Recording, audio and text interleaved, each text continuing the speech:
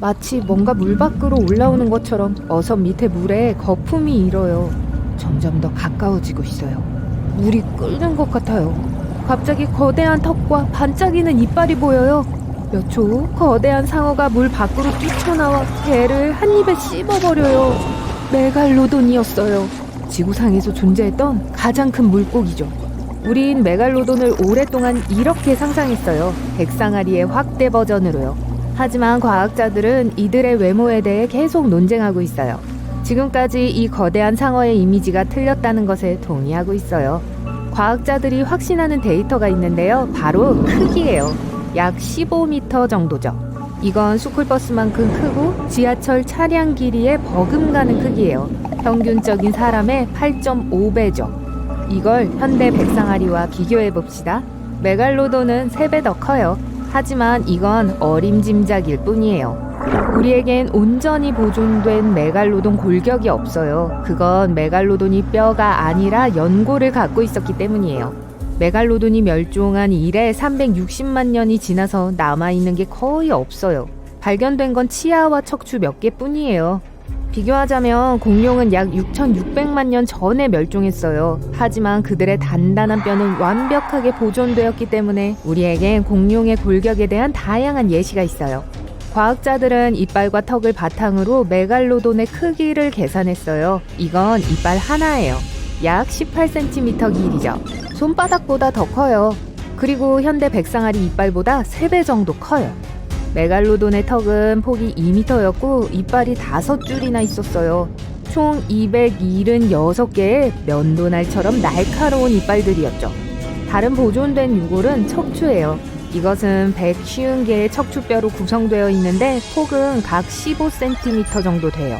칼슘이 많이 함유되어 있었는데 메갈로돈이 신선하고 차가운 우유를 좋아했거든요. 아니라 거대한 상어의 막대한 질량을 척추뼈가 견뎌야 했기 때문이에요.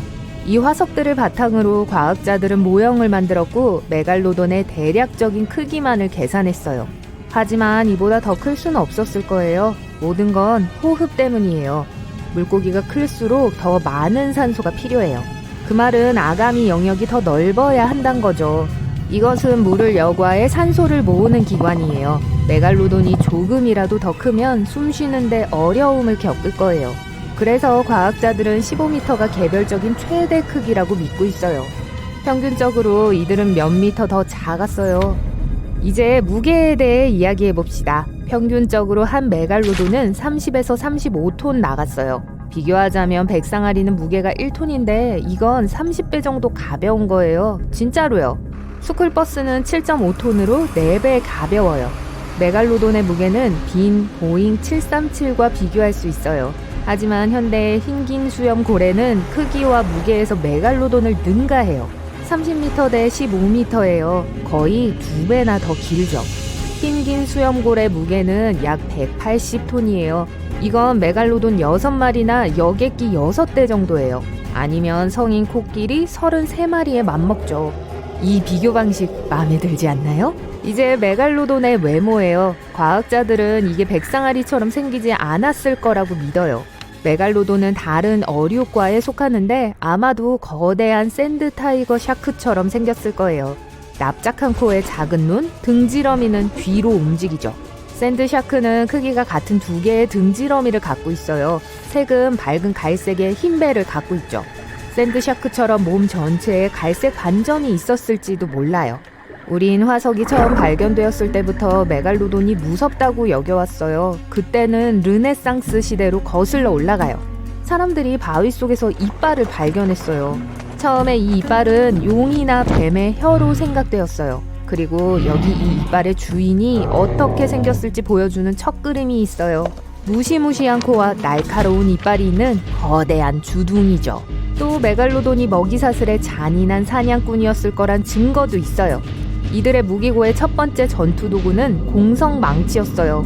하지만 메갈로돈은 느린 수영선수였어요. 시속 18km까지밖에 가속할 수 없었죠. 비교하면 현대의 백상아리는 먹이를 먹기 위해 단숨에 시속 50km까지 갈 수 있어요. 가장 빠른 수영 선수는 시속 10km밖에 못 가요. 그럼 행운을 빌어요. 하지만 메갈로돈은 엄청난 질량을 갖고 있어요. 느리긴 하지만 공성 망치는 엄청난 힘을 가졌어요. 메갈로돈은 먹이를 기습 공격했어요. 딱 한 번 맞힐 기회가 있었죠. 놓치면 2라운드까지 시간이 아주 오래 걸렸을 거예요. 메갈로돈의 기동성은 대형 트럭에 견줄만 했어요. 하지만 들이받는 게 성공적이었다면 먹잇감은 놀라 움직일 수 없었어요. 이 시점에서 메갈로돈은 먹잇감의 지느러미와 꼬리같이 취약한 지점을 겨냥했어요. 과학자들은 메갈로돈 이빨 자국이 있는 많은 고대 고래의 잔해들을 발견했어요. 알고 보니 거대 상어는 자신의 먹잇감의 중요한 기관이 어디에 있는지 알고 있었고 그걸 공격할 수 있었던 것 같아요. 먹이가 움직이지 못하면 메갈로돈이 이빨을 드러냈어요. 성인 한 명이 열린 턱에 완전히 서서 쉽게 들어갈 수 있어요. 그리고 다양한 추정에 따르면 메갈로돈의 무는 힘은 거의 11톤이라고 해요. 날카로운 이빨 끝에 SUV 3대의 무게가 집중되어 있는 걸 상상해보세요. 이건 가장 큰 백상아리가 무는 것의 9배, 그리고 현대의 물기 기록자인 바다 악어의 6배에 달해요. 자, 메갈로돈의 잔해가 발견된 곳의 지도를 보세요. 남미, 북미, 유럽, 아시아, 호주예요. 그는 모든 바다의 대장이었고 지구상의 어느 곳도 편안히 누볐어요. 우린 심지어 민물 퇴적물에서 거대한 상어의 잔해를 발견하기도 했어요. 아마도 사냥하러 강에 들어가는 걸 두려워하지 않았나 봐요. 다른 과학자들은 메갈로돈이 포식자가 아니었을 수도 있다고 해요. 모두 그 크기 때문이에요. 빠르게 헤엄칠 수 없었고 백상아리처럼 짧은 돌진도 할 수 없었어요. 만약 먹이가 도망치려고 하면 메갈로돈은 절대 따라잡을 수 없었기 때문에 서둘러 추격하지 않았어요. 또 다른 문제는 메갈로돈의 골격이에요. 연골은 뼈보다 약해요. 그래서 거대 상어의 근육 구조는 애초부터 그렇게 거대하고 튼튼하지 않았어요. 메갈로돈은 심지어 청소부였을 수도 있고 싸움을 하지 않았을 수도 있어요. 이제 고대 상어가 멸종한 이유 중 하나예요. 메갈로돈은 온도가 섭씨 12도인 얕고 따뜻한 물을 좋아했어요. 하지만 300만 년 전에 기후가 추워졌어요. 이게 메갈로돈의 영토와 많은 식량을 앗아갔죠. 거대 상어의 주식이었던 원시 고래들이 사라지기 시작했어요. 더 빠른 포식자들이 남은 음식을 가져갔어요. 메갈로돈은 굶기 시작했죠. 진화 과정에서 새로운 선수가 등장해요. 현대 범고래의 조상인 이빨고래죠. 떼지어 살았고 메갈로돈보다 두뇌가 더 컸어요. 그래서 시간이 흐르면서 메갈로돈과 경쟁하기 시작했죠. 그들은 메갈로돈의 어설픈 점을 이용했어요. 범고래 무리는 거대 상어를 상대로 한 경쟁에서 쉽게 이길 수 있었어요. 많은 과학자들은 이것이 세계에서 가장 큰 상어가 사라진 이유라고 믿고 있어요. 하지만 메갈로돈이 아직 살아있고 우리 행성의 어두운 물속을 떠돌고 있다는 이론이 있어요.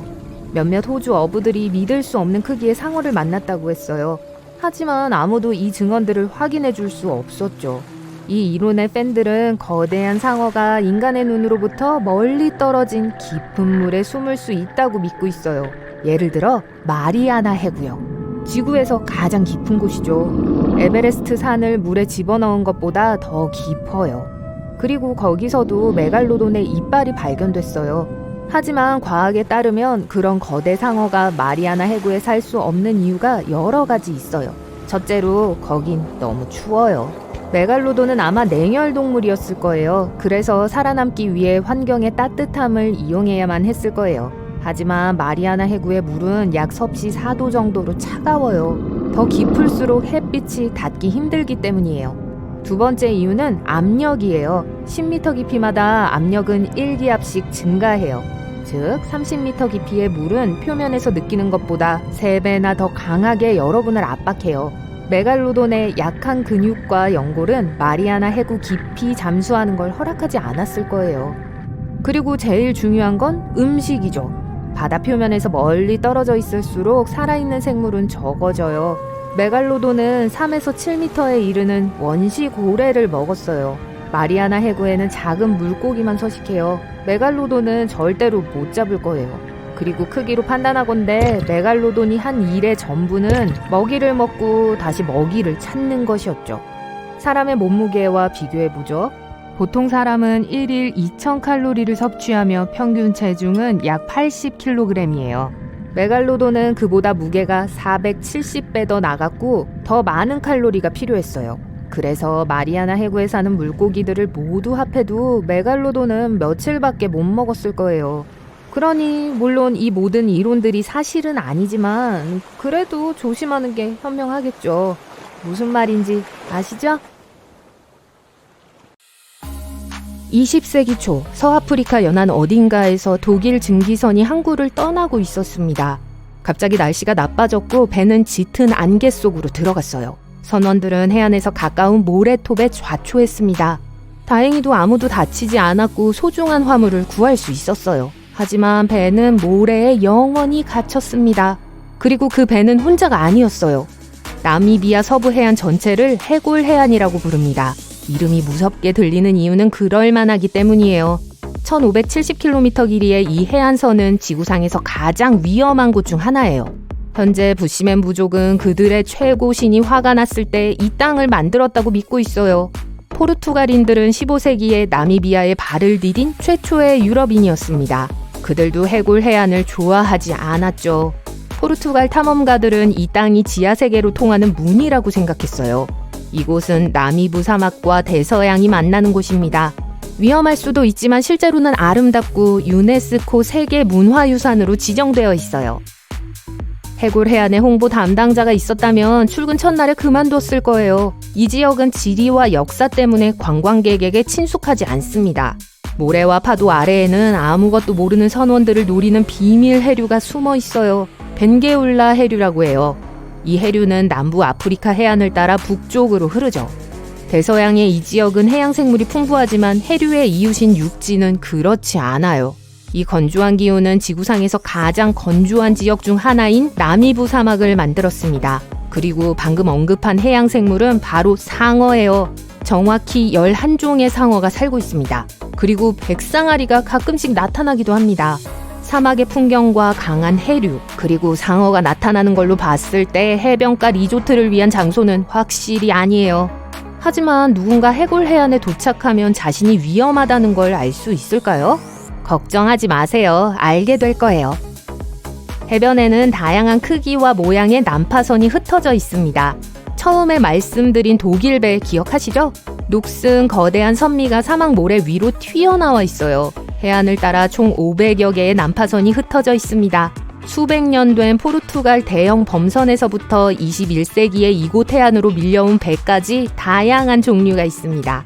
2008년에는 제일라 인디아라는 현대식 어선이 예인 밧줄을 풀고 해골 해안에 도착했어요. 스스로 탈출한 것이 아니라 주변 환경에 도움을 받은 것이죠. 하지만 고철이 되기보다는 해변의 관광 명소가 되는 것이 더 나을 거예요. 어선은 원래 고철이 될 예정이었거든요. 불쌍해라. 해골 해안의 가장 유명한 유적은 더니든스타의 난파선입니다. 1942년 영국 화물선이 이곳에서 좌초했습니다. 그 후 대규모 구조작전은 선원들에게 이곳이 왜 그렇게 위험한지를 보여줍니다. 구조대원들은 승무원과 승객을 모두 구해냈지만 엄청난 대가를 치렀죠. 이 과정에서 항공기 한 대와 예인선 한 척이 유실되었습니다. 마지막 구조대원들이 남아프리카 공화국 케이프타운으로 돌아가는 데는 2달이라는 시간이 걸렸습니다. 왜 그랬을까요? 이 지역의 지도를 한번 보면 그 이유를 알 수 있어요. 이곳은 끝없이 펼쳐진 노란색 바다, 즉 모래입니다. 이곳에는 도로가 거의 없기 때문에 해골 해안은 육로로 접근하기 어려워요. 법적인 장애물도 있습니다. 이 지역으로 운전하려면 특별 허가가 필요해요. 하지만 해골 해안의 해골은 배만 가리키는 것이 아닙니다. 동물의 뼈를 의미하기도 해요. 대부분 고래와 바다 표범의 뼈입니다. 많은 동물들이 이 지역에 적응해서 사자나 하이에나 같은 동물들이 먹이를 찾아 해안선을 돌아다닙니다. 상어만으로는 충분하지 않다는 듯 굶주린 사자들도 있어요. 해골 해안에 임시 거처를 마련한 다른 동물로는 코끼리, 지타, 표범, 기린 등이 있습니다. 1971년 나미비아 당국은 이곳에 국립공원을 설립했어요. 하지만 아드레날린이 솟구치는 서퍼들을 제외하고는 방문객이 많지 않아요. 그 이유를 이해할 수 있죠. 나미부 사막은 세계에서 가장 오래된 사막이며 관광객 친화적이 아닙니다. 이 지역을 여행하는 분들은 자외선 차단제와 따뜻한 겨울 자켓을 챙겨야 해요. 이상한 조합이죠? 낮에는 기온이 45도 이상으로 치솟고 밤에는 기온이 0도 이하로 떨어진다는 점을 생각하면 그렇지 않습니다. 기후가 롤러코스터 같죠. 위험이 그뿐이 아니에요. 네, 더 있어요. 독일 선박이 짙은 안개 속에서 길을 잃었던 일 기억하시죠? 그건 일회성 사건이 아니었습니다. 이 지역은 기후 때문에 안개가 자주 발생합니다. 선원들은 좋아하지 않겠지만 사실 안개는 야생동물들에게 도움이 돼요. 안개는 나미부 사막의 유일한 물 공급원이기 때문이죠. 파충류와 포유류는 이 혹독한 기후에 적응해왔어요. 가능한 한 적은 양의 물을 사용합니다. 모래바다, 짙은 안개, 강한 해류, 사자, 상어. 관광책자에 나올 법한 내용은 아니죠. 하지만 휴가를 보내고 싶지 않은 해변이 지구상에서 해골 해안뿐은 아니에요. 호주의 케이프 트리뷸레이션으로 가보겠습니다. 이 지역은 대륙 북서부에 약 125제곱킬로미터에 걸쳐 있어요. 이 지역은 해골 해안처럼 건조하지는 않습니다. 데인트리 열대우림의 일부예요. 이곳에서 바다와 만나는 곳은 사막이 아니라 열대우림이라고 할 수 있습니다. 케이프 트리뷸레이션의 해변은 엽서에서나 볼 법한 모습입니다. 하지만 겉모습에 속지 마세요. 호주? 상어가 있을까요? 아니요. 바다에 들어가기로 마음먹었다면 악어가 여러분을 기다리고 있어요. 이 악어는 현지인들이 솔티즈라고 부르는 바다 악어입니다. 위험한 파충류에게는 귀여운 별명이네요. 그리고 이들뿐만 아니라 야생 동물들도 방문객들을 좋아하지 않습니다. 10월부터 6월까지 트리뷸레이션 곳 주변 해역은 상자 해파리로 가득해요. 상자 해파리의 독은 사람의 심혈관계에 영향을 미칩니다.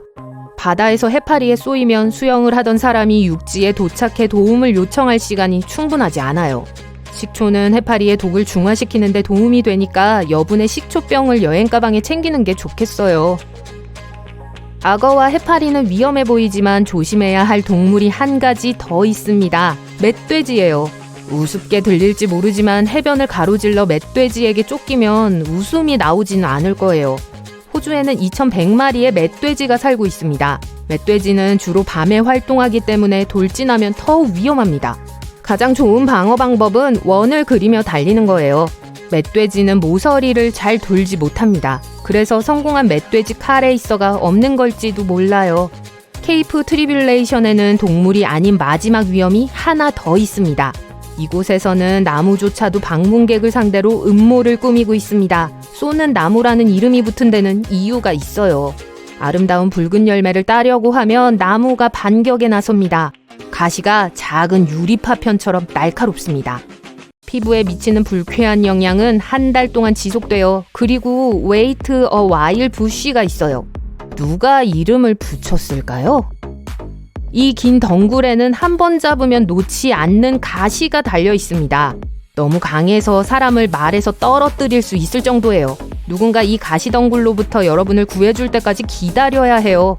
휴가 목록에서 이 호주 해변을 지우려고 했다면 잠시만 기다려보세요. 이곳은 관광이 호황을 누리고 있습니다. 지역 당국은 모든 위험구역에 대한 접근을 제한했어요. 방문객들은 무성한 초목으로 둘러싸인 몽환적인 물 웅덩이로 수영을 즐기러 갑니다. 그네를 탈 수 있는 밧줄도 있어요. 이제 드디어 편안하게 쉴 수 있는 해변이네요. 밤이에요. 강한 폭풍이 시작됩니다. 여러분은 해안가에 살고 있고 창문을 통해 사나운 바다를 바라봅니다. 하늘에는 번개가 번쩍이고 거대한 파도가 해안에 부서지고 폭우는 모래를 진흙으로 바꾸고 있어요. 아침에 물고기가 해안으로 잔뜩 밀려오겠군 이라고 생각하며 잠자리에 들어요. 다음날 아침 이상한 소리에 잠에서 깼어요. 창밖에서 사람들이 박수를 치는 소리 같아요. 밖에 나가보니 거대한 군중이 바닷가에 모여 있어요. 철썩거리는 소리가 점점 커집니다. 그 소리는 해안가로 밀려온 엄청난 양의 물고기였어요. 몇 시간 동안 해변에 있었지만 여전히 살아있어요. 물고기는 미끄러운 몸뚱이로 모래에서 펄떡입니다. 잉어, 송어, 정어리 그리고 심지어 거대한 백상아리도 몇 마리 있어요. 장어는 힘이 넘치고 이빨이 가득한 주둥이를 움직여요. 어찌된 일인지 모든 물고기는 이제 사람처럼 호흡을 할 수 있어요. 여러분은 다른 사람들을 도와 물고기를 다시 물속에 던집니다. 물고기가 깊은 바닷속으로 헤엄치는 게 보여요. 하지만 어떤 물고기는 수면 위로 올라와 신선한 공기를 즐기며 헤엄칩니다. 상어를 제외한 거의 모든 물고기를 돌려보냈어요. 구조 크레인이 도착합니다. 상어를 한 마리씩 꼬리로 들어올린 다음 바다로 옮기고 놓아줍니다. 뉴스를 통해 산소 호흡을 하는 물고기가 해안가로 밀려온 것이 여러분의 도시뿐이 아니라는 걸 알게 돼요. 전 세계 해변에서 발견됐어요. 과학자들과 해양 연구원들은 이 독특한 현상을 연구하기 위해 벌써 바다 탐험을 떠났어요. 저녁 늦게 연구 결과가 발표됩니다. 이제 아가미를 가진 모든 바다 생물은 새롭게 발달된 폐를 통해서 숨을 쉴 수 있게 됐어요. 얼마든지 오랫동안 육지에 머물 수 있어요. 다른 동물처럼 마실 물만 있으면 돼요. 물고기는 물을 흡수하고 아가미로 통과시킵니다. 아가미는 물에서 산소를 추출해서 혈류로 보내는 특별한 수용기가 있어요. 이런 방식으로 생존에 필요한 산소를 공급받죠. 그러고 나서 이산화탄소가 형성됩니다. 그건 물고기 혈액으로 들어가서 아가미를 통과하고 다시 물속으로 방출됩니다. 아가미로 호흡하는 능력은 변하지 않았어요. 하지만 물고기의 구조가 달라졌어요. 폐와 기도가 생겨났어요. 물속에 있을 때는 기도를 닫아서 폐로 가는 길을 막아요. 이런 식으로 물이 폐에 들어가지 않게 하죠. 하지만 물 밖에 있을 때는 아가미를 닫고 입을 통해 폐에 접근할 수 있게 해줍니다. 이 놀라운 변신은 세상에 큰 변화를 가져오진 않았어요. 아직은요. 돌고래와 고래는 원래 폐가 있었어요. 공기는 머리 위에 위치한 콧구멍을 통과해요. 분수공이라고 하죠. 돌고래는 수면 위로 올라와서 폐를 공기로 채우고 다시 몇 분 동안 물밑으로 내려갑니다. 이제 돌고래뿐만 아니라 다른 모든 바다 생물들이 수면 가까이에서 헤엄칩니다. 배를 타고 바다 여행을 떠나면 충격적인 현상은 눈으로 직접 볼 수 있어요. 해안에서 더 멀리 갈수록 더 많은 물고기를 볼 수 있어요. 물고기가 돌고래처럼 높이 뛰어올랐다가 다이빙을 해요. 마치 새로 생긴 기술을 즐기고 있는 것 같아요. 물고기가 정말 많아요.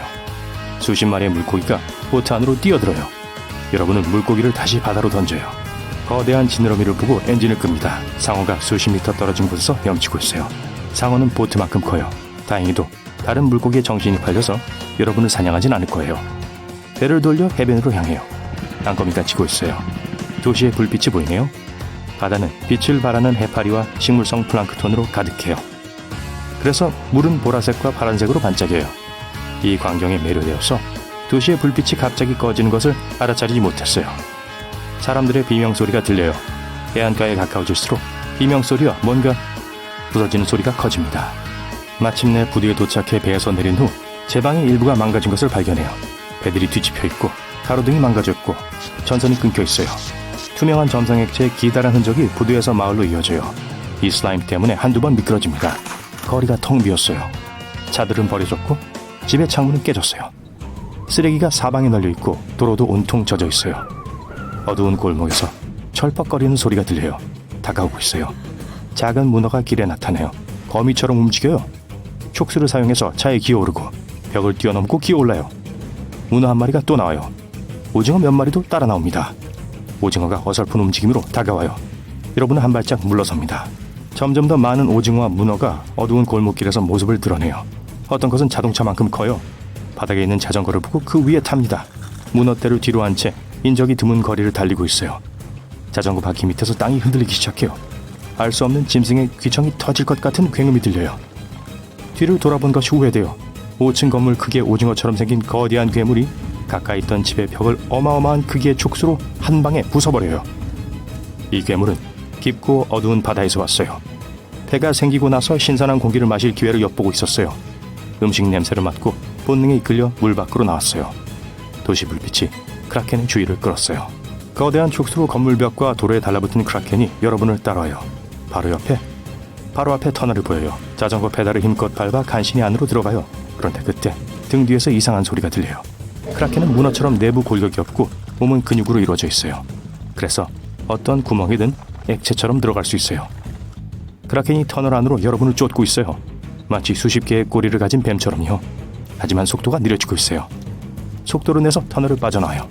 겁에 질린 채 가능한 한 빨리 달려서 아침경에 가장 가까운 도시에 도착합니다. 이곳에서 이웃들을 만나고 바다 괴물이 전 세계 해안 도시에 출몰했다는 걸 알게 돼요. 다행히도 괴물은 육지에 오래 머물지 않아요. 차가운 바다 깊은 곳에서 오랫동안 살아왔기 때문에 피부는 햇빛을 견디지 못해요. 새벽이 되자 괴물은 물속으로 돌아갑니다. 하지만 상어와 다른 바다 생물들이 먹이를 찾아 해안으로 오는 일이 점점 더 빈번해졌어요. 여러 해가 지났고 육지에서 살아남는 법을 배웠어요. 꼬리를 차고 흔들고 지느러미로 밀면서 어설프게 길을 따라 움직여요. 해안 도시의 주민들은 물고기와 대형 오징어의 침입을 막기 위해 해변을 따라 거대한 벽을 쌓아요. 바다 생물은 전보다 2배의 산소를 공급받아요. 아가미를 통해 산소를 흡수하고 폐를 채워요. 덕분에 몸속의 혈액은 더 빨리 순환해요. 그래서 근육이 더 강해지고 두뇌가 더 발달하게 되죠. 물고기를 잡는 게 어려워졌어요. 쉽게 어망을 뚫고 배에서 뛰어내려요. 모든 해양동물, 특히 상어의 개체수가 증가합니다. 어떤 종류의 배로든 여행은 안전하지 않아요. 작은 어선은 상어에 의해 쉽게 뒤집힐 수 있어요. 거대한 유람선은 여러 마리의 대왕 오징어를 만날 수도 있어요. 그렇게 수백 년, 수천 년이 흘렀어요. 점점 더 많은 물고기가 육지로 옵니다. 진화는 그들의 몸 구조를 매우 빠르게 변화시켜요. 어떤 물고기는 긴 팔다리가 생겼어요. 피부는 약간 거칠어졌어요. 지느러미와 꼬리는 남아있지만 발이 더 길어졌어요. 악어의 팔다리를 가진 상어를 상상해보세요. 현재 대부분의 물고기가 그런 모습이에요. 수백만 년의 진화가 발생한 후 물고기는 사람과 비슷한 모습이 될 거예요. 하지만 비늘로 덮여있고 귀 뒤에 작은 지느러미가 있고 등에 큰 지느러미가 있을 거예요. 이때쯤이면 인류는 여러 개의 행성을 식민지로 만들었을 거예요. 그러면 물고기가 지구의 주인이 될 거예요. 침대에 일어나 앉아서 발을 바닥에 대자 차가운 물이 느껴집니다. 재빨리 선실을 뛰쳐나와 긴 복도에 있는 자신을 발견합니다. 물이 무릎까지 차오르고 사람들이 구명조끼를 입고 계단을 향해 달려가고 있습니다. 그 사람들을 쫓아가며 혼란스러운 상황에 놓입니다. 한 여자가 계단에서 미끄러져 넘어집니다. 여러분이 일으켜줍니다. 사람들이 바닥에서 밀어닥치고 있어요. 모두가 계단을 오르려고 합니다. 뒤에는 물이 차오르고 있어요. 방금 전에 있었던 선실은 물에 잠겼어요. 몇 초가 더 지나자 물이 머리 위까지 올라갑니다. 다행히 모두 빠져나갈 수 있었습니다. 위쪽 가판이 부서지고 있어요. 거대한 배는 옆으로 기울어져 있습니다. 나무 부러지는 소리, 쇠가 갈리는 소리, 사람들의 함성이 몇몇 음악가들이 연주하는 바이올린 음악과 어우러집니다. 구명보트로 향하는 게 마치 산을 오르는 것 같아요. 사용할 수 있는 구명보트가 없습니다. 하지만 구명조끼는 있어요. 뱃머리 전체가 물에 잠겼습니다. 선미 가장자리에 있는 여러분은 바다로 뛰어내리기로 합니다. 배가 더 깊이 가라앉기를 기다려서 바다 표면까지의 거리를 줄입니다. 마침내 얼음물 속으로 뛰어내립니다. 물은 영하 2도예요. 바다가 얼어붙을 만큼은 아니지만 도로에 있는 웅덩이를 얼음으로 만들기에 충분한 기온이죠. 추워서 숨쉬기가 힘들어요. 역사상 가장 웅장하고 가라앉지 않을 거라던 선박 중 하나가 가라앉는 것을 봅니다. 1시간 30분 후 다른 여객선이 도착하여 생존자들을 모두 구출할 것입니다.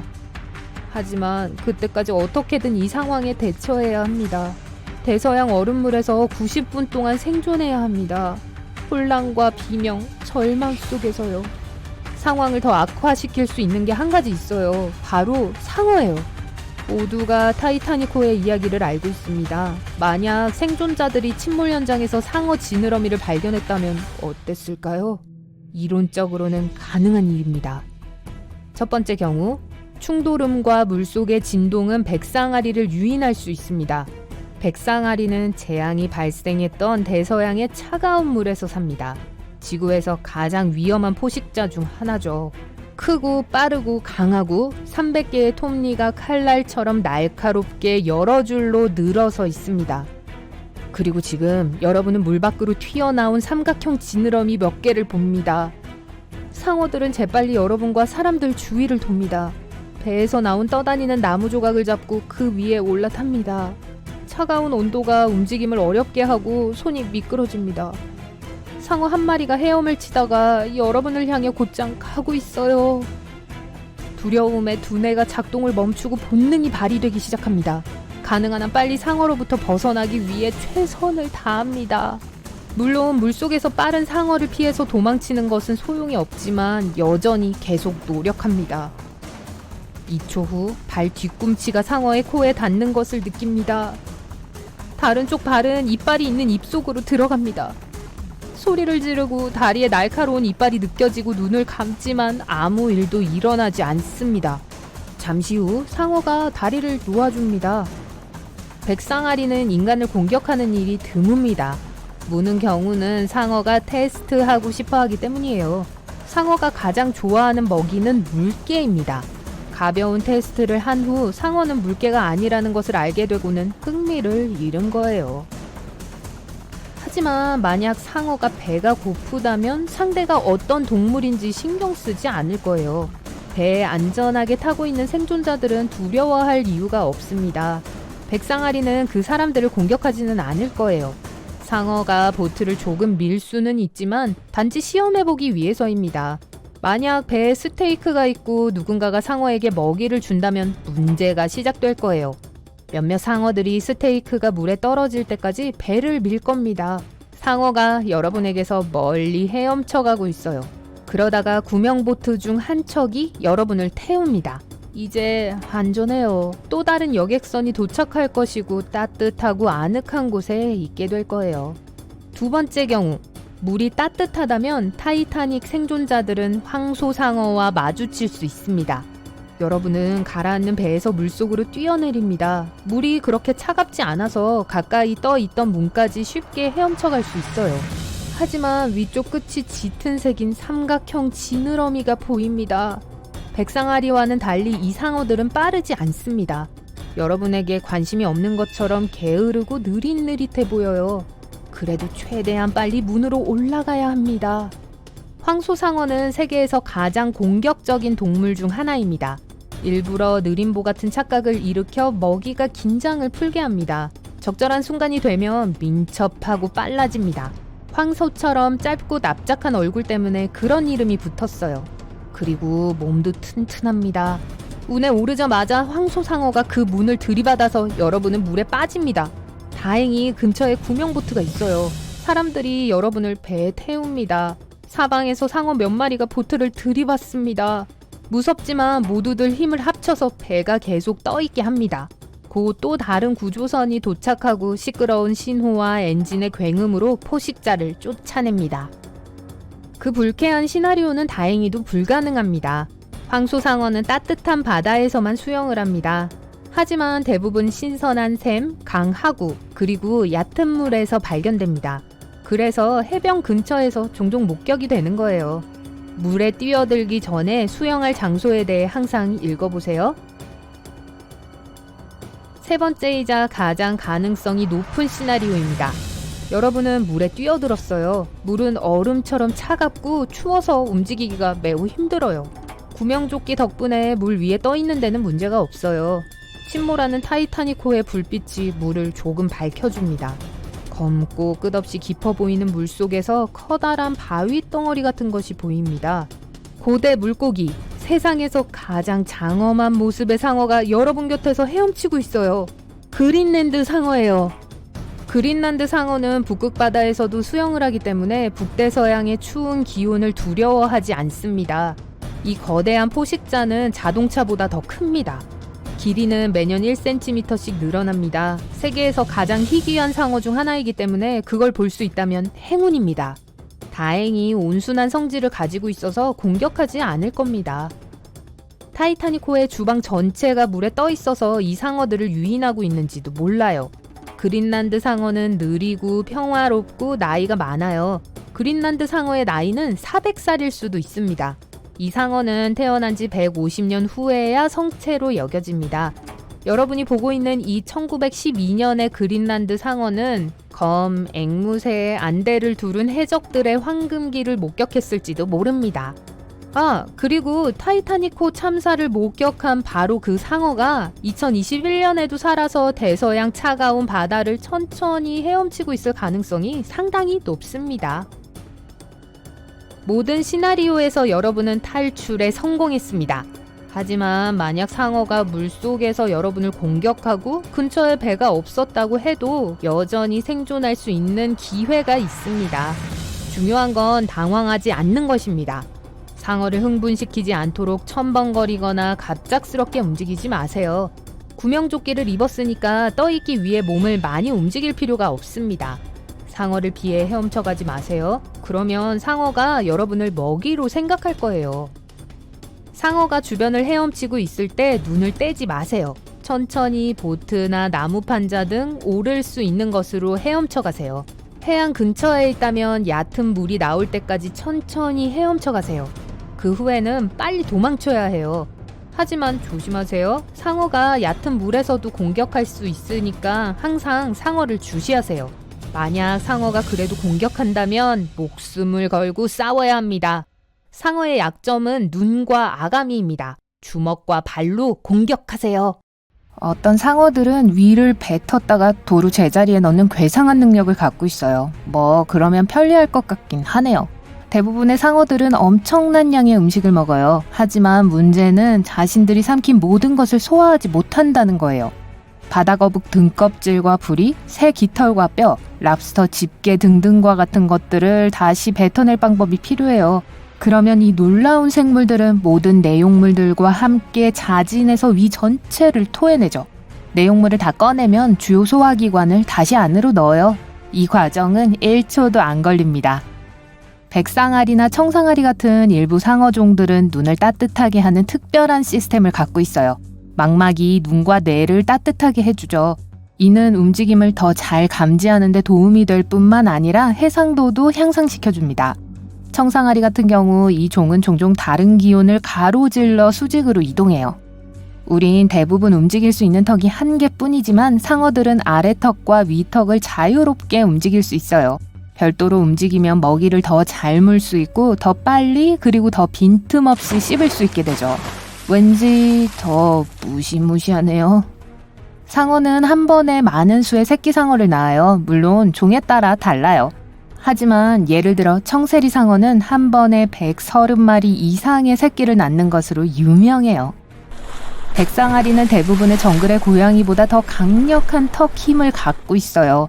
6m 길이의 수중 사냥꾼은 제곱센티미터당 276kg 이상의 힘을 만들어낼 수 있어요. 그건 사자나 호랑이보다 4배 더 강한 힘이에요. 사람은 센티미터당 쥐꼬리만한 10에서 14kg의 압력으로 이길 승산이 전혀 없죠. 복상어는 엄청난 양의 물을 삼켜서 스스로를 방어해요. 그러면 상어의 몸이 평상시에 2배가 되거든요. 몸집을 키워서 잠재적인 위험을 쫓아내죠.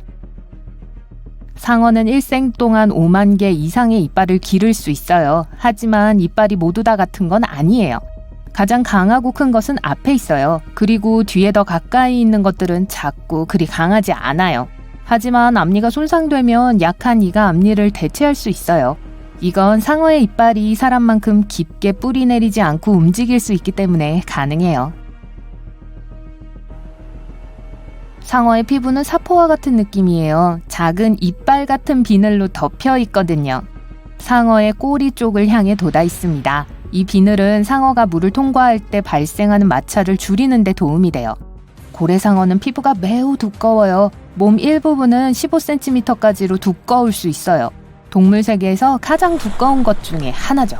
과학자들이 이 생물의 혈액 샘플을 얻고 싶다면 많은 노력을 해야 해요.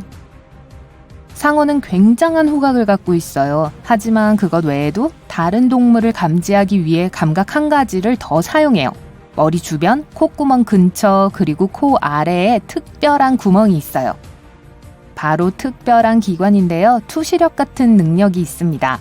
모든 생명체는 작은 전기장을 발생시켜요. 이 구멍 덕분에 상어는 그런 전기장을 발견하고 다른 동물들이 어디에 있는지 알아낼 수 있어요. 상어들은 놀라울 정도로 귀가 예민해요. 914m 떨어진 곳에서도 잠재적인 먹잇감의 소리를 들을 수 있어요. 또 물고기의 근육 조직을 수축할 때 생겨나는 것과 같은 저주파 소리를 포착할 수 있어요. 상어는 4억 년 이상 존재해오고 있어요. 그러니까 5번의 대량 멸종 중 4번이나 생존해왔다는 걸 의미하죠. 그 말은 상어는 에베레스트, 인간, 공룡, 심지어 나무보다 훨씬 더 오래 살았다는 게 돼요. 이 생물들은 산호초가 막 형성되기 시작한 시대로 거슬러 올라가요.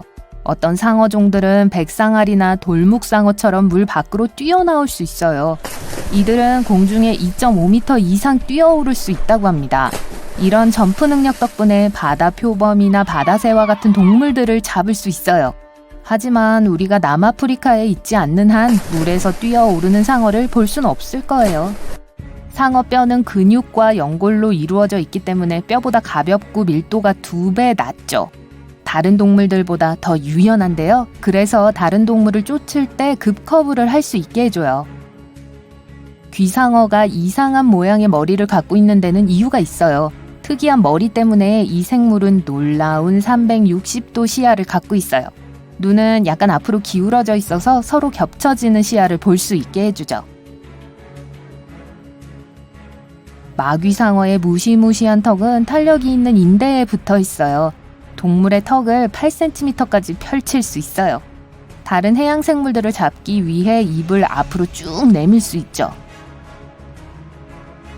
여러분과 달리 상어는 잠을 자지 않아요. 어떤 종들은 계속 수영을 해야만 해요. 안 그러면 물이 아가미를 통해 흐르는 것이 멈춰서 숨을 쉴 수 없게 되죠. 다른 상어들은 쉬지만 무의식 상태에 빠지지는 않아요. 그냥 특별한 휴식기에 들어갑니다. 이 생물들은 눈꺼풀이 없어요. 그래서 눈을 항상 뜨고 있죠. 그리고 동공이 주변을 감시하고요. 또 물이 아가미를 통과할 수 있게 입을 벌리고 있어요. 상어는 놀랄 만큼 먼 거리를 쉬지 않고 이동할 수 있어요. 다 이상한 수면 패턴 덕분이죠. 예를 들어 백상아리는 먹거나 쉬지 않고 3,200km 이상의 거리를 헤엄칠 수 있어요. 이 생명체들은 왜 배고파하지 않을까요? 상어는 간에 저장된 지방을 끌었어요. 근데 이 기관은 동물의 몸무게의 3분의 1까지 차지할 수 있어요. 일반적으로 생각하는 것과 달리 상어는 역방향으로 헤엄칠 수도 없고 할 줄도 모르는 걸로 알려져 있죠. 꼬리는 앞으로 나아가게 하고 가슴 지느러미는 균형을 유지하고 회전하게 도와줘요. 그 뜻은 해부학상으로 이 동물들은 앞으로 나아가는 것 말고는 다른 방향으로 움직일 수 없다는 거예요. 상어는 성대가 없어요. 서로 의사소통하거나 감정을 표현하기 위한 소리를 낼 수 없어요. 그래서 몸을 비틀거나 몸을 뒤집는 등의 동작을 취해야 하죠. 상어는 전 세계의 모든 바다에 살아요. 하지만 몇몇 종들은 민물 강이나 호수에서도 서식해요. 예를 들어 황소상어는 열대지방의 강에서 발견돼요. 또한 민물과 바닷물 사이를 헤엄칠 수 있는 걸로 알려져 있죠. 세상에서 가장 작은 상어는 드워프 랜턴 상어예요. 이 독특한 생명체는 20cm 이상 자라지 않습니다. 하지만 이 작은 몸집의 약점을 다른 방법으로 만회하죠. 예를 들어 일부 기관에서 빛을 방출해요. 그리고 이 생물이 얕은 물에 살기 때문에 햇빛처럼 몸을 위장하는 데 도움이 됩니다. 청세리 상어는 엄청 먹어대요. 종종 필요 이상으로 많이 먹죠. 이 음식 중 일부는 에너지가 필요할 때까지 몇 주 동안 소화되지 않은 채로 남아있을 수도 있어요. 상어는 혀와 비슷하게 생긴 뭔가를 갖고 있어요. 하지만 이 기관은 혀 기저골이라고 불려요. 이는 상어의 가슴에서 입으로 이어지는 연골의 앞부분이에요. 움직이지 않고 거의 쓸모가 없어요. 그래서 이 혀는 먹는 과정에는 가담하지 않죠. 미뢰로 덮여있지 않아요. 사실 이 혀의 유일한 진짜 용도는 상어의 아가미를 연결하는 뼈의 일부를 지탱해주는 것일 수 있어요. 세계에는 수백 종의 상어가 있어요. 더 정확히는 약 500여 종이에요. 그중 몇몇은 진짜 특이해요. 마귀상어, 돌묵상어 또는 쿠키커터 상어를 보세요. 이 모든 상어들은 크기가 다양해요. 몇 센티미터에서부터 수십 미터까지요. 또한 완전 다른 환경에서 살죠. 뱀상어는 입에 닿을 수 있는 모든 걸 먹어요. 이 상어가 먹은 가장 이상한 것들을 알려드릴게요. 비디오 카메라, 돈가방, 거의 모든 미국 주의 자동차 번호판, 개목줄. 상상이 되나요?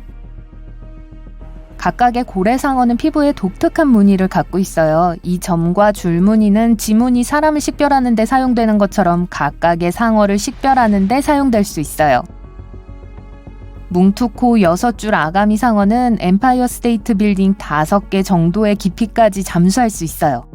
아기 상어 뚜르드뚜르. 아기 상어가 태어나거나 부화하면 이미 충분한 영양분을 공급받은 상태예요. 그리고 엄마 상어로부터 멀리 헤엄쳐 간다면 적어도 몇 주 동안 먹이를 사냥할 필요가 없어요.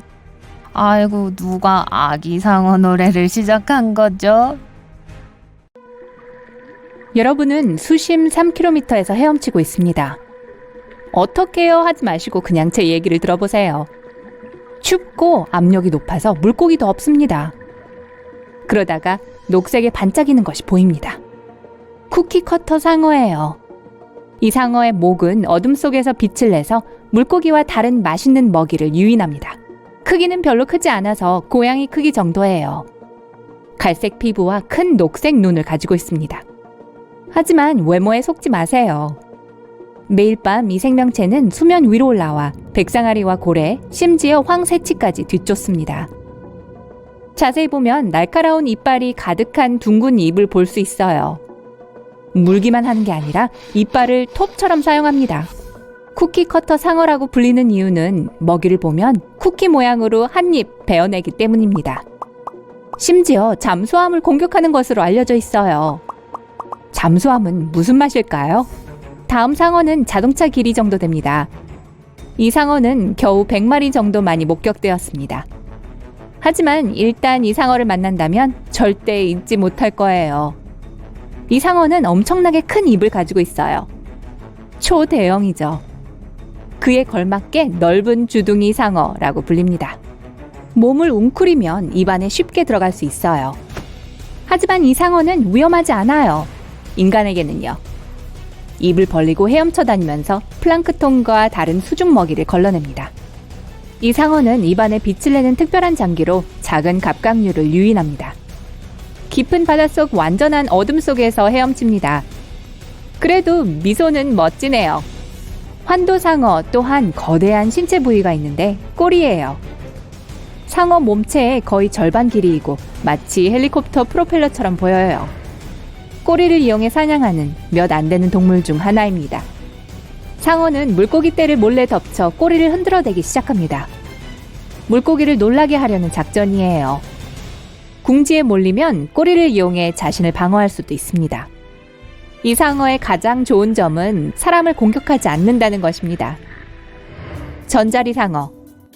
세상에는 꽤 다양한 종류의 전자리 상어가 있어요. 얌전해 보이지만 여전히 상어예요. 이 상어는 가오리처럼 납작하고 피부 무늬 덕분에 해저에 쉽게 숨을 수 있습니다. 이러한 변장술 때문에 잠수부들이 실수로 만지게 되는 경우가 있습니다. 좋은 상황은 아니죠. 이 상어는 빠르고 강한 턱을 가지고 있어요. 하지만 사람보다는 작은 물고기를 더 좋아해요. 뿔 상어는 눈 바로 위에 뿔처럼 생긴 2개의 돌기가 있습니다. 상어 세계의 할아버지로 공격적이지 않고 천천히 헤엄치고 거의 매일 밤 늦게까지 깨어 있어요. 성게와 갑각류가 가장 좋아하는 먹이예요.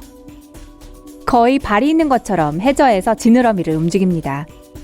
이 상어를 과소평가하지 마세요. 어떤 상어보다도 무는 힘이 강합니다. 좋아하는 먹이의 껍데기를 으스러뜨리려면 튼튼한 이빨이 필요합니다. 만약 무언가 공격하려 든다면 조심하는 게 좋아요. 뿔상어는 지느러미에 날카로운 가시가 있어요. 가장 못생긴 상어 대회가 있다면 마귀상어가 단연 우승을 할 거예요. 생긴 모양도 이상하고 분홍색 수중 오토바이 정도의 크기입니다. 긴 꼬리와 아주 긴 코를 가지고 있어요. 바닷속 깊은 곳에서 살고 오징어를 즐겨 먹습니다. 다른 상어들처럼 빠르지는 않지만 훨씬 더 교활합니다. 너무나도 기발한 비밀 오징어 잡이 기술을 가지고 있어요.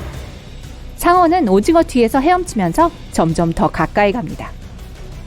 물론 오징어는 속도를 늦추지 않아요. 하지만 마귀상어가 점심을 굶지는 않을 거예요. 상어가 입을 벌립니다. 상어의 턱은 피부 주름에 연결되어 있어서 말 그대로 턱을 입 밖으로 던질 수 있어요. 그리고 상어니까 이빨이 날카롭죠. 긴 턱은 사냥을 하는 데 도움이 되고 식사가 끝나면 턱은 입 안으로 다시 들어갑니다. 이 상어는 일본 해안에서 여러 번 목격되었고 일본 신화나 동화에 나오는 도깨비를 닮았다고도 합니다. 닌자 상어보다 더 멋진 것은 단 하나뿐이에요. 닌자 랜턴 상어죠. 바다 밑바닥까지 내려갈 수 있는 튜브가 있다고 상상해보세요. 너무 어두워서 아무것도 볼 수 없어요. 갑자기 빛나는 점이 멀리서 움직이고 있습니다. 여러분을 향해 가까이 다가오고 있어요. 그 빛은 파란색으로 빛나는 머리예요. 마치 머리가 몸에 붙어있지 않은 것처럼 보여요. 닌자 랜턴 상어는 피부가 검기 때문에 어둠 속에서 거의 보이지 않습니다. 사람의 팔 크기지만 작고 날카로운 이빨은 장난이 아닙니다. 이 상어가 왜 빛을 내는지는 아무도 모릅니다. 맛있는 물고기를 유인하기 위해서일까요? 또 다른 이론은 친구들과 소통하기 위해 불빛을 사용한다는 거예요. 친구가 있다고요? 망치머리 상어. 이 흉포한 상어는 무게가 0.5톤까지 나갈 수 있습니다. 전 세계의 열대 바다에 살고 있으며 가장 잘 알려진 상어 중 하나입니다. 눈은 망치 모양의 머리 측면에 위치합니다. 거의 모든 방향을 볼 수 있다는 의미죠. 게다가 특별한 목 근육을 가지고 있어서 머리를 위아래로 들어올려 더 잘 볼 수 있어요. 가장 좋아하는 음식은 가오리입니다. 바다 바닥을 따라 헤엄치는 납작한 물고기로 모래와 바위 조각처럼 위장하고 있죠. 가오리는 주변 환경과 섞여서 살아갑니다. 위험한 것들은 대부분 헤엄쳐 지나가죠. 하지만 망치머리 상어의 눈은 모든 것을 봅니다. 이런 백상어, 망치머리 상어, 그리고 다른 큰 상어들은 약 25년 정도 삽니다. 하지만 훨씬 더 오래 사는 상어가 있어요. 그린란드 상어는 300년에서 500년을 삽니다. 주로 북대서양과 북극해에 살아요. 어둡고 깊은 곳에서 수영을 하는 것을 좋아해서 코로 먹이를 찾습니다. 바닷속에서 오랜 시간을 보내다 보니 강한 압력을 견뎌내는 방법을 터득했어요. 지구상에서 가장 오래 살고 가장 크고 가장 느린 물고기 중 하나입니다. 상상해보세요. 북극 유람선을 타고 가는데 그린란드 상어 한 마리가 얼음처럼 차가운 물속을 천천히 움직이고 있는 것이 보입니다. 아마 여러분보다 400살은 더 많을 거예요. 대부분의 상어는 잡식성입니다. 돌고래, 다른 상어, 개, 성게, 작고 큰 물고기를 사냥할 수 있습니다. 핫도그도요. 아니요, 핫도그는 농담이에요. 하지만 보닛 헤드 상어는 약간 다릅니다. 식단의 절반 정도는 해조류를 먹습니다. 사실 망치머리 상어와 관련이 있지만 머리는 망치보다는 삽처럼 보여요. 삽머리 상어? 이 상어가 헤엄치는 것을 본다면 이게 바다뱀이나 거대한 벌레라고 생각할지도 몰라요. 주름상어는 많은 상어들처럼 바다 밑바닥에서 헤엄치는 걸 좋아합니다. 맛있는 것을 쫓을 때 마치 뱀처럼 움직입니다. 그리고 뱀처럼 먹이를 통째로 꿀꺽 삼키는 것을 좋아합니다. 하지만 이빨이 없다는 건 아니에요. 약 200개의 이빨을 가지고 있어요. 톱상어는 길고 납작하며 매우 뾰족한 코를 가지고 있습니다. 코에 있는 이 이빨은 성장을 멈추지 않아요. 각 이빨에는 전기 수용기가 장착되어 있어 톱상어가 근처에 있는 물고기를 배의 레이더처럼 감지하도록 도와줍니다. 먹이가 근처에 있을 때 상어는 헤엄쳐 올라가서 코로 공격을 하고 마치 칼솜씨를 뽐내는 기사처럼 코를 이리저리 흔들어요. 이 상어가 지나갈 때는 눈을 깜빡일 시간도 없을 거예요. 방금 그거 보셨어요? 이거는요. 세계에서 가장 빠른 상어인 짧은 지느러미 청상아리를 소개합니다. 최대 시속 55km로 헤엄칠 수 있어요. 육지에서는 그렇게 빠른 속도가 아닌 것 같지만 물속에서는 빠른 거예요. 치타보다 느리지만 대부분의 개보다 빠른 속도죠. 온혈 동물인데 상어에게는 매우 드문 일입니다. 덕분에 보통 상어들이 살아남을 수 없는 춥고 먼 곳까지 헤엄칠 수 있습니다. 황새치는 훨씬 더 빠릅니다. 최대 시속 90km로 헤엄칠 수 있어요. 상어는 아니지만 여전히 놀라운 생물이에요. 경주에서 황새치는 당연히 우승을 할 거예요. 하지만 단순히 빠른 것이 아니라 특이하게 빠릅니다. 코 옆에 특별한 기름을 뿜어내는 분비샘이 있어요.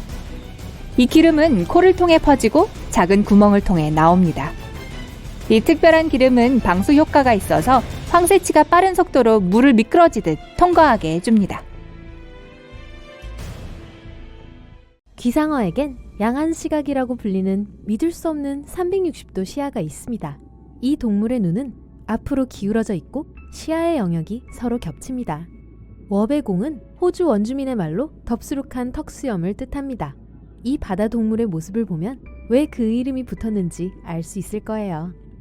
바이퍼 독피쉬는 칠흑같이 어둡고 깊은 바다에서 빛을 내는 자기만의 방법을 알고 있습니다. 이 동물은 바늘처럼 생긴 이빨과 늘어나는 턱이 있는데 덕분에 자기 몸 절반 크기의 먹이를 먹을 수 있습니다. 대충 보면 이 모든 동물들은 공통점이 없는 것 같죠? 하지만 사실 이들 모두 상어랍니다. 세상에는 500종 이상의 상어가 살고 있고 그들 중 많은 상어들은 같은 종인 것처럼 보이지 않아요. 바다의 가장 무시무시한 포식자, 상어는 4억 년 이상 지구에 존재해왔습니다. 온갖 힘든 상황에 적응해왔죠. 이제 몇몇 상어는 강과 호수 같은 민물에서만 살 수 있습니다.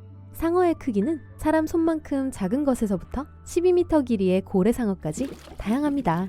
상어가 바다 깊숙한 곳에 숨어있지 않다면 더 편안할 거라고 생각하는 사람들은 많을 겁니다. 반면 상어의 멸종이 우리 행성에 재앙이 될 것이라는 것을 아는 사람은 거의 없을 거예요.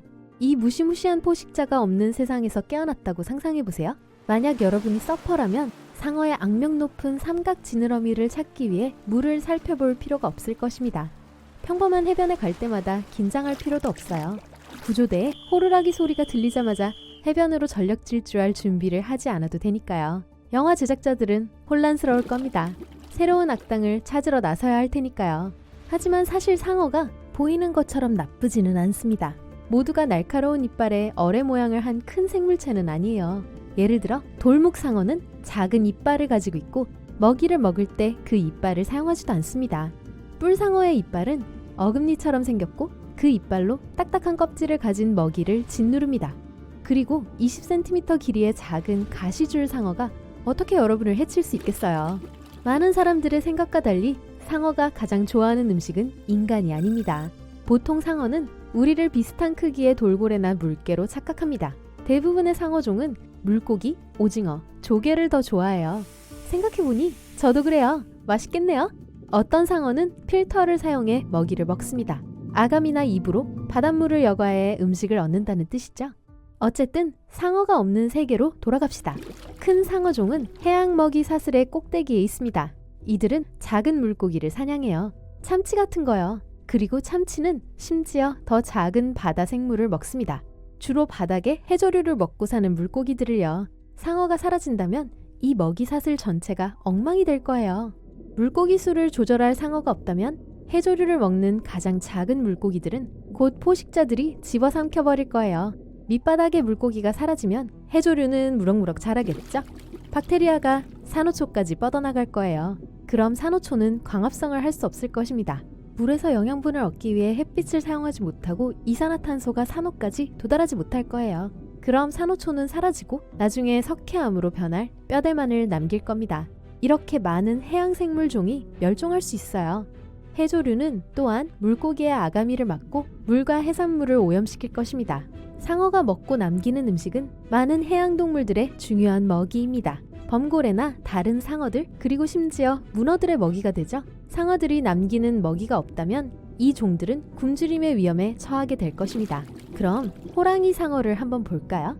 이들은 해초 초원에서 살면서 이 지역에서 거북이들이 지나치게 많이 서식하는 것을 막아줍니다.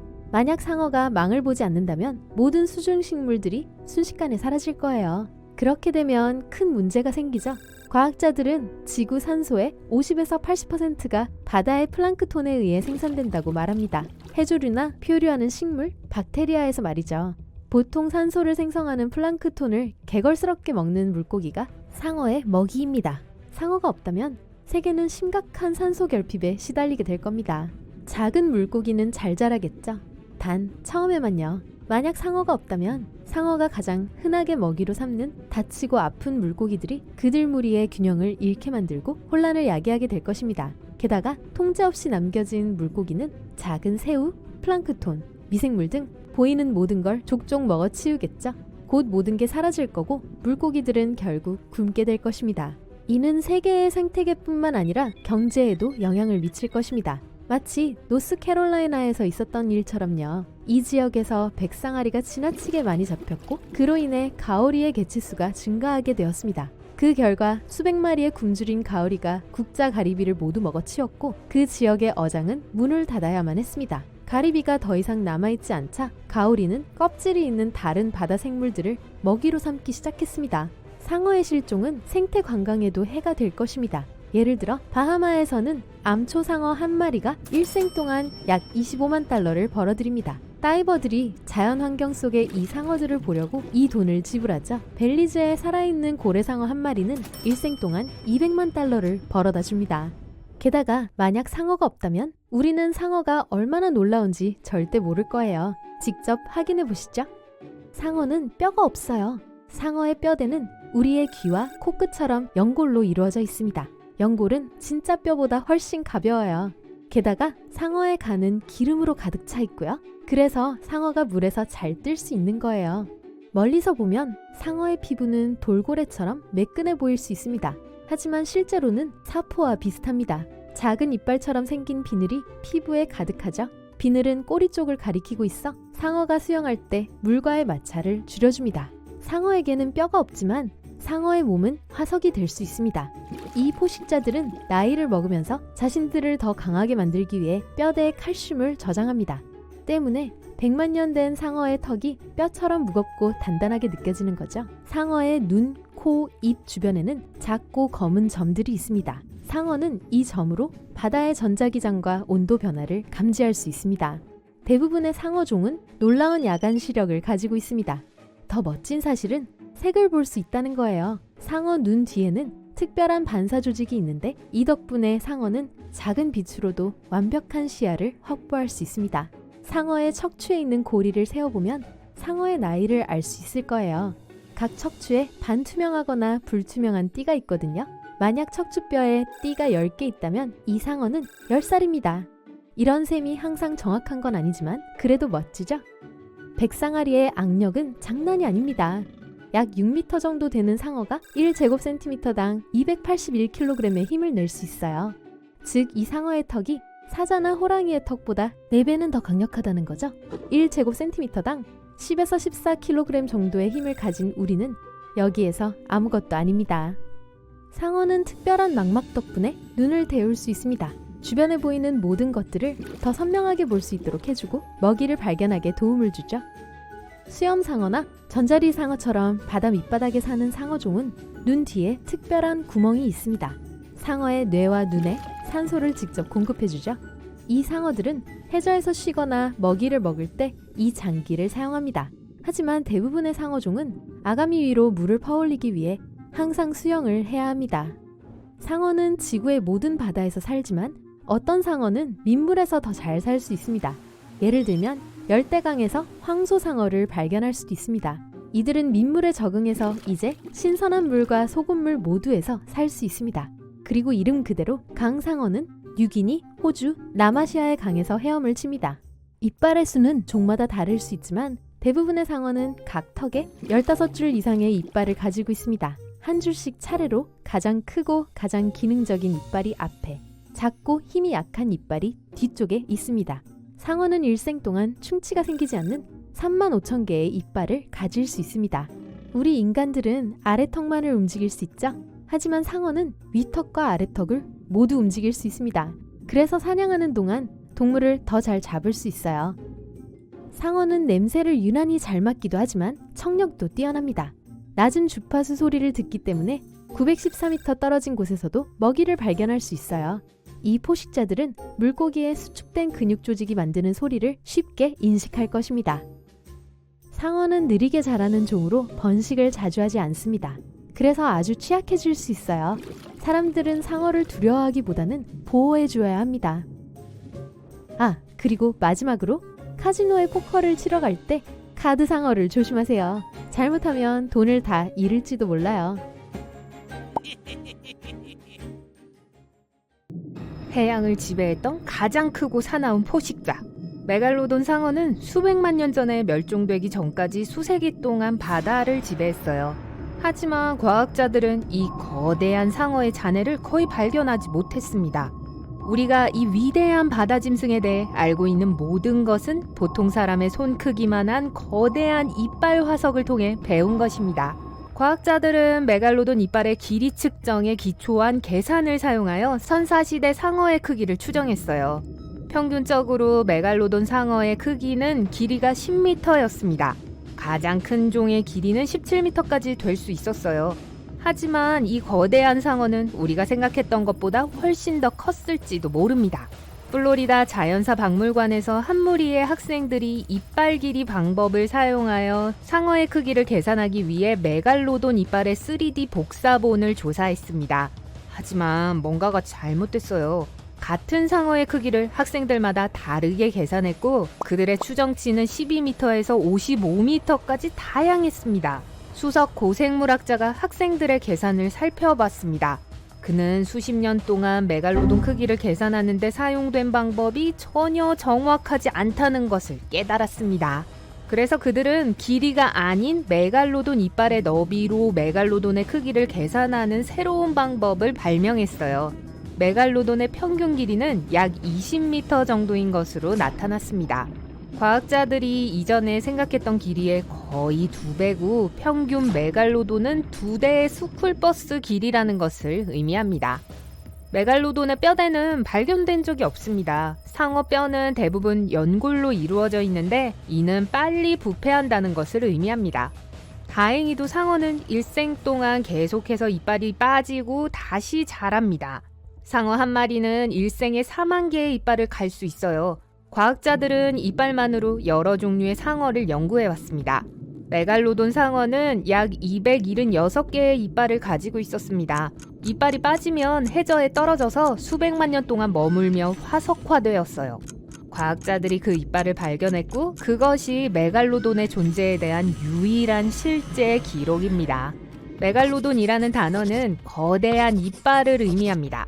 이빨의 길이가 약 18cm입니다. 비교를 하자면 백상아리의 가장 큰 이빨은 길이가 7cm밖에 되지 않아요.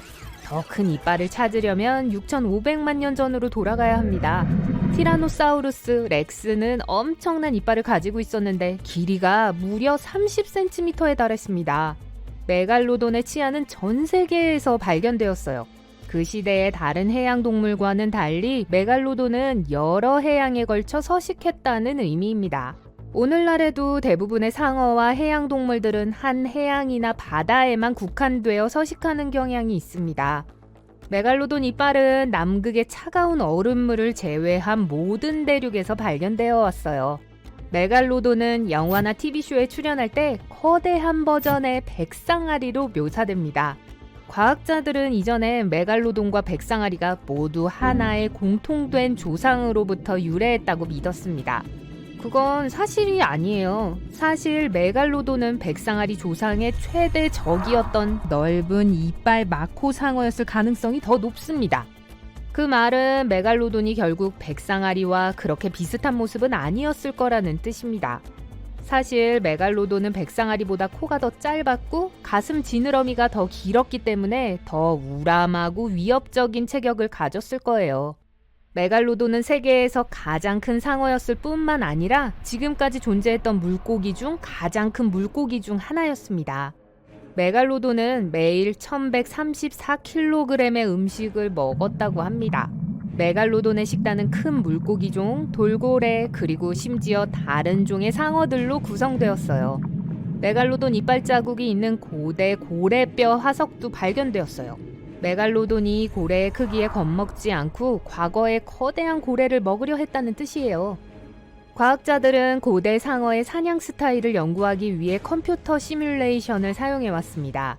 이 기술을 이용하여 과학자들은 메갈로돈의 공격 방식이 현대의 상어 공격 방식과는 매우 다르다는 것을 발견했어요.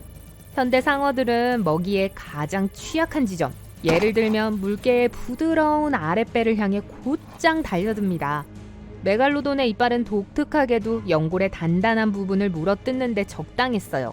그래서 증거에 의하면 메갈로돈은 먼저 먹이에 더 단단한 지느러미를 씹어서 헤엄쳐 도망가지 못하게 한 후에 마지막 공격을 시작했습니다. 메갈로돈의 입은 너비 3m, 길이 2.7m 정도로 사람이 이빨 하나 건드리지 않고 헤엄쳐 들어갈 수 있을 만큼 컸습니다. 메갈로돈의 입은 너무 커서 작은 차를 씹지 않고도 삼킬 수 있었습니다.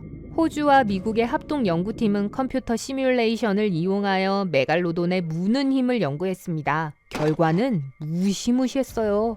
현대의 백상아리의 무는 힘이 1.8톤인 반면 메갈로돈은 18.2톤의 힘으로 먹이를 쉽게 씹어먹을 수 있었습니다. 메갈로돈의 무는 힘은 쉽게 강철을 뚫고 바다에 있는 다른 포식자들을 제압할 수 있었어요. 과학자들은 메갈로돈이 지금까지 존재했던 생물 중 가장 강력한 무는 힘을 가지고 있었다고 믿습니다. 메갈로돈의 무는 힘은 6톤의 무는 힘을 가졌던 티라노사우루스를 쉽게 제압합니다. 신기하게도 아무도 메갈로돈이 언제 어떻게 멸종했는지 정확히 모릅니다. 하지만 어떻게 이런 일이 일어났는지에 대한 여러 이론들이 떠돌고 있습니다. 메갈로돈은 선신세 말기에 멸종되었는데 선신세는 500만 년 이상 지속된 지구 냉각 기간이었고 260만 년 전에 끝났습니다. 새로운 증거는 마지막 메갈로돈이 적어도 360만 년 전 선신세 바로 한가운데에 살았다는 것을 보여줍니다. 또 다른 이론은 선신세 동안 발생한 지구의 온도 변화 때문에 이 거대한 상어들이 사라졌다고 주장합니다. 지구가 식으면서 세계 해양의 열대물은 더 차가운 온도로 곤두박질 쳤습니다. 과학자들은 이것이 모든 대형 해양동물의 3분의 1을 멸종시켰다고 믿고 있는데 이는 메갈로돈의 먹이 공급원이 엄청난 타격을 입었다는 것을 의미합니다. 사냥할 먹이가 많이 남지 않은 메갈로돈은 멸종할 수밖에 없었어요. 메갈로돈 상어는 해안에서 가까운 바다에 새끼를 낳습니다. 얕은 바닷물은 갓 태어난 상어에게 완벽한 장소였어요. 탁 트인 바다에 잠복해 있는 더 큰 포식자들로부터 멀리 떨어져 있을 수 있었죠. 지구의 극 주변에 형성된 얼음과 해수면이 떨어지면서 새끼 상어들을 위한 공간이 파괴되었습니다. 메갈로돈 새끼들은 깊은 바닷물에서 헤엄칠 수밖에 없었고 위험한 포식자들에 노출되었습니다. 또 하나의 새로운 이론은 초신성이라고 불리는 별의 폭발이 메갈로돈의 멸종의 원인이 될 수 있다고 합니다. 약 260만 년 전 지구에서 150광년 떨어진 곳에 있는 초신성이 선사시대 하늘을 밝히면서 몇 달 동안 머물렀습니다. 초신성이 희미해진 지 몇백 년이 지난 후 항성 폭발로 인한 우주 에너지의 입자가 지구로 곤두박질 쳤습니다. 에너지 입자가 위험한 양의 방사선을 운반했습니다. 연구원들은 이 방사선이 메갈로돈을 포함한 많은 해양 동물들의 대량 멸종을 야기할 수 있다고 믿고 있습니다. 입자에서 나오는 방사선은 바닷속 수백 미터까지 뻗어나갔고 작은 생물보다 큰 생물에게 더 위험했습니다. 생물이 클수록 더 많은 방사선을 흡수하니까요. 어떤 사람들은 메갈로돈이 오늘날에도 살아있고 바다 깊은 곳에 숨어있다고 믿습니다. 하지만 사실일 가능성은 낮습니다. 메갈로돈은 온수성 종으로 깊은 바다의 차가운 물에서 살아남을 수 없을 거예요. 메갈로돈의 잠재적인 먹이 대부분은 얕은 물에서 살고 있는데 이는 메갈로돈이 깊은 해수면에서 먹을 수 있는 먹이가 매우 적다는 것을 의미하죠. 간단히 말해서 메갈로돈만한 동물이 아직 살아있다면 지금쯤 이미 발견됐을 거예요. 자, 여러분이 대서양에서 다이빙을 하고 있는데 갑자기 한동안 주위에 다른 사람이 보이지 않는다는 걸 알아차려요. 수면 위로 올라왔는데 배가 사라지고 없어요. 안 돼. 멀리 여러분이 기어 올라갈 수 있는 바다 부표가 보여요. 허둥지둥 안전한 곳으로 와서 주변의 탁 트인 바다를 바라봅니다. 사방이 푸른색인데 예외가 있네요. 물속에서 움직이는 커다란 물체가 여러분의 시선을 사로잡아요. 등 지느러미가 표면을 뚫고 지나가요. 다 끝났어요. 굉장히 큰 상. 잠깐만요. 지금 옆으로 돌려 누운 건가요? 상어가 아니네요. 여러분은 방금 세상에서 가장 무거운 여울멸과 마주친 거예요. 개복치예요. 4m까지 자랄 수 있고 바다 깊은 곳에 살죠. 여러분이 보고 있는 것은 개복치가 표면에 올라오는 거예요. 어떤 사람들은 개복치를 몰라라고 불러요. 주로 해파리를 먹고 180m에서 800m 사이 어디든 잠수할 수 있죠. 일광욕 같은 걸 하는 게 아니라 바다새들로 하여금 무임승차하려는 작은 벌레들을 먹도록 놔두고 있어요. 굉장히 맛있는 식사겠죠? 네. 개복치는 아주 크고 무거워서 과학자들이 이걸 연구하는 건 굉장히 힘들어요. 깊이 헤엄쳐 내려갈 때는 특히 더 그렇죠. 해파리처럼 몰라몰라는 물고기가 아니에요. 플랑크톤이죠. 보통 물고기들처럼 물살을 거슬러 헤엄치기보다는 물살을 따라 떠다니는 태평스러운 생물이에요. 쉬패드 피쉬는 멕시코만 주변과 서대 서양에서 서식해요. 수면으로부터 꽤 멀리 떨어진 곳에서 사는데 그 깊은 곳에 계속 있길 전 바래요. 이들의 이빨은 가장 좋아하는 먹이인 조개류를 잡는 걸 도와줘요. 처음에는 무섭게 보일지 모르지만 시도해볼 생각이 있다면 쉬패드 피쉬는 수산시장과 몇몇 레스토랑의 단골 손님이에요. 저라면 저렇게 생긴 이빨을 가진 건 안 먹을래요. 세상에서 가장 오해를 많이 받고 있는 물고기는 공교롭게도 가장 슬퍼 보이기도 해요. 블로피쉬는 호주와 뉴질랜드의 앞바다 깊은 곳에서 서식해요. 지금까지 잡힌 것 중 가장 이상한 생물 중 하나로 여겨지는데 여기엔 그럴 만한 이유가 있어요. 이 물고기는 수면 위로 올라오면 안 돼요. 녹아내리는 찐득한 덩어리처럼 보이죠. 찌푸린 모양새로 말이에요. 우리가 심해어에 대해 알고 있는 한 가지는 저 아래서 무슨 일이 일어나고 있는지 아무것도 모른다는 것이죠. 자, 육지로 올라오니 근처 진흙투성이 모래에서 우르릉거리는 소리가 들리네요. 장어같이 생긴 이상한 동물이 돌아다니고 있어요. 귀여워 보이지만 손으로 짚는 건 큰 실수예요. 여러분의 손가락을 맛있는 오후 간식으로 착각할지도 모르거든요. 이 거대 말뚝망둥어는 동남아시아 전역에 살고 놀랍게도 필요하다면 최소한 잠시 동안 인간을 능가할 수 있어요.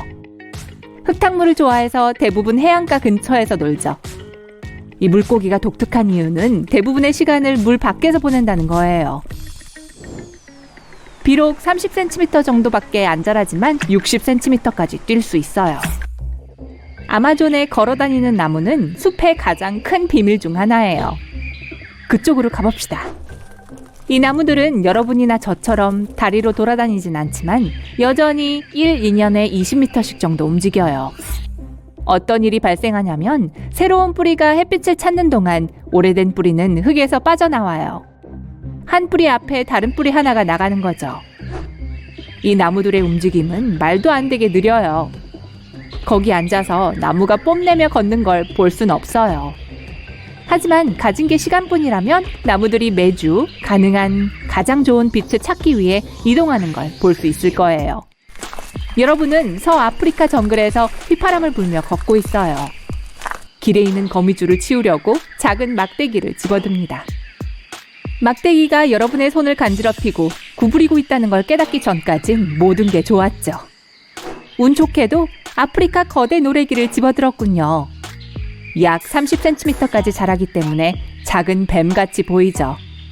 그 간지러운 느낌은 250개의 다리가 꿈틀거리는 거예요. 이 노래기들은 개와 거미와 같은 과의 일부지만 진짜로 식물과 낙엽만 먹어요. 네바다로 멋진 산책을 하러 갑시다. 안 될 게 뭐 있어요? 너무 더워서 여러분은 방금 찾은 멋진 물 웅덩이로 뛰어들기로 합니다. 유일한 문제는요. 이곳은 출입금지 구역이고 그러니 수영은 절대 금지죠. 왜냐고요? 세상에서 가장 희귀한 물고기가 있기 때문이에요. 바로 퍼피쉬예요. 퍼피쉬는 겨우 2.5cm 정도 자라고 오직 여기에서만 살아요. 매우 귀하고 보호받고 있는 물고기니까 표지판을 읽고 이 물고기 근처에 수영하러 갈 생각은 하지도 마세요. 퍼피쉬의 뒷마당 수영장이 유명한 이유는 또 있어요. 지진 지표거든요. 예를 들어 인도네시아, 일본, 중국 등에서 지진이 일어나면 네바다의 바로 이곳에서 바로 파도가 치기 시작해요. 이 작은 녀석이 코를 킁킁거리는 걸 보고 안과 검사 받고 싶다면 잘못된 게 아니에요. 별코 두더지는 어딜 내놔도 가장 이상한 생물 중 하나죠. 코에 있는 각각의 촉수는 거의 장님인 두더지가 먹이를 찾을 수 있게 도와줘요. 코가 너무 민감해서 사람 손보다 5배나 더 많은 걸 느껴요. 그게 다가 아니에요. 별코 두더지는 또한 세계에서 가장 빨리 먹는 동물이기도 해요. 우와, 저보다 더 빨라요. 심지어 물속에서 음식 냄새를 맡을 수 있어요. 이 두더지가 못하는 게 있나요? 완보동물 또는 곰벌레라고 불리는 이것은 지구상에서 가장 흥미로우면서 말도 안 되는 생물 중 하나예요. 이 미세한 동물들은 지구에서 가장 강한 동물이에요. 얼마나 강하냐고요? 바다 가장 깊은 곳, 높은 산 꼭대기, 화산, 열대우림, 그리고 심지어 남극 대륙에서도 이것들을 발견할 수 있어요. 또 우주에 노출되어 살아남은 최초의 동물이기도 해요. 곰벌레는 식량이나 물 없이도 수천 년 동안 잠을 잘 수 있고 깨어나서 아무것도 아닌 것처럼 걸어갈 수 있어요. 곰벌레가 지구를 지배할 수 있을지도 몰라요. 크기가 좀 더 컸다면 말이죠. 파란겐 민숭달팽이는 공상과학 영화에서 나온 것 같아 보이지만 아니에요. 이 작은 동물은 바다 민달팽이과의 이상한 삼촌벌인데 절대로 만지고 싶지 않을 거예요. 수면 위에 떠 있으면서 바다의 파도에 완벽하게 스며들죠. 파란겐 민숭달팽이의 밝은 파란색은 배경 속에 녹아들 수 있게 도와주죠. 하지만 이것 때문에 특별한 게 아니에요. 이것의 침은 꽤 강하고 그리 유쾌하지 않지만 파란겐 민숭달팽이는 스스로 독을 생산해내지도 않아요. 그냥 다른 독이 있는 바다 생물의 독을 훔치죠. 겨우 2.5cm짜리 덩치치곤 제법인데요. 맛있는 코코넛 어때요? 이상한 동물을 너무 많이 봐서 마음을 다시 가다듬어야겠어요. 운 좋게 코코넛 하나가 저 나무에서 방금 떨어졌어요. 근데 다른 것도 같이 떨어졌네요. 이미 이 코코넛의 주인이 생긴 것 같아요. 코코넛 크랩은 바닥에서 코코넛을 발견하고 코코넛을 뒤덮고 있는 갈색 털을 뜯어내요. 그러고 나서 집게로 코코넛을 잡고 나무 위로 올라가죠. 거기서 코코넛을 열기 위해 땅바닥에 내동댕이 치죠. 그래서 걔는 저 위에 있고 먹을 것은 바닥에 있죠. 문제 없어요. 코코넛 크랩은 나무에서 뛰어내리는 걸 좋아하는데 4.5m 높이에서 떨어져도 다치지 않고 착륙할 수 있어요. 이 개는 절대 손으로 잡지 않는 게 좋아요. 코코넛 크랩의 집게는 모든 갑각류 중 가장 힘이 세거든요. 코코넛을 뚫을 수 있을 정도니 네. 지금까지 여러분은 이상한 생명체를 보았지만 그 누구도 먹장어를 마주할 준비는 되어 있진 않죠. 이 물고기는 장어처럼 생겼지만 대단한 초능력을 갖고 있는데 바로 점액이에요. 한 티스푼도 안 되는 점액이 물과 합쳐지면 10,000배까지 증식할 수 있어요. 일단 먹장어가 점액을 배출하면 아무것도 접근할 수 없어요. 그런데 만약 점액이 먹장어 코에 들어가면 어떡하죠? 재채기로 빼는 법을 익혔답니다. 또 뼈가 없고 완전히 연골로 되어 있어요. 오늘의 마지막인 보라 개구리를 소개합니다. 별로 흥미로운 이름은 아닌 거 알아요. 보라 개구리는 이상하게 생긴 개구리 종이에요. 뭘 엄청 많이 먹은 것 같이 생겼고 아주 독특하게 생긴 코를 갖고 있어요. 이 생명체가 더 특이한 것은 지하에서 산다는 건데 단지 잠시 동안 사는 걸 이야기하는 게 아닙니다.